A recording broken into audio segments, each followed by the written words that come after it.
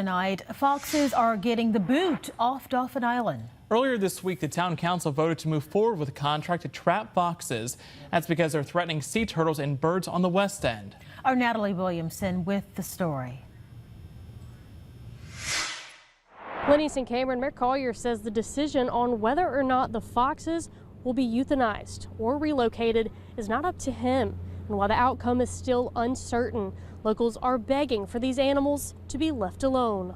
Tonight, the fate of foxes on Dauphin Island lies in the hands of the federal government. This comes after the town of Dauphin Island voted to move forward with the Animal and Plant Health Inspection Service, which is part of the Department of Agriculture, to prevent invasive animals like foxes from destroying protected wildlife. Dauphin Island Mayor Jeff Collier says they want to be proactive in keeping other species safe.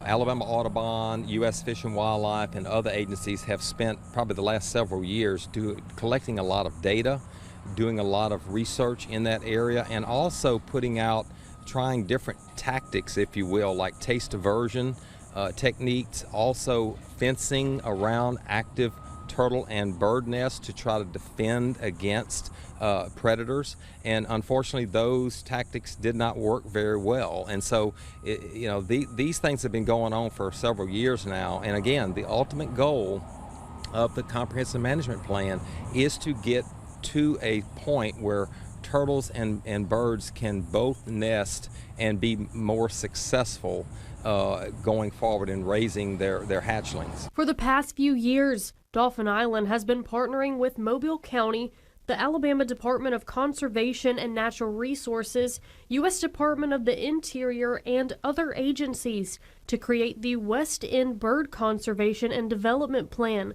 The goal is to turn the west end of the beach into a bird sanctuary. Collier says they're focusing on foxes right here on the west end because they threaten birds and sea turtles. But he tells me they're not the only animals wildlife groups fear could cause harm to these protected species. It's not just wild animals involved here, but dogs are also prohibited in that area, because what the experts will tell you is the mere fact that a dog or other animal gets near a nest, the smell is there, and it disturbs the nest. Some locals on the island are voicing their thoughts on this decision. One person even driving around today with this sign saying, "Stop the kill." Others, like Spence Harrison, a wildlife enthusiast and photographer, has taken dozens of photos of the foxes, including one who has become a staple to the community named Roxy. When you see Roxy, you see how non-threatening and special she is. People are like, awestruck, at seeing her and being, that close to such a beautiful wild creature, God's creature that you'll rarely see in your lifetime. Harrison is no stranger to Roxy and the other foxes, capturing this video of the well-known animal. And another person seeing the red-coated creature just a few weeks ago. And while Mayor Collier says it's not up to him if the foxes and other wild predators are euthanized or relocated, Harrison says there's a better way to go about this situation. We just want everything to coexist down there. And I think the best way to do it is to do that spay and neuter and spay and neuter and release.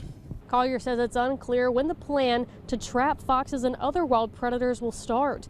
We'll keep you updated. On Dauphin Island, Natalie Williamson, Fox 10 News.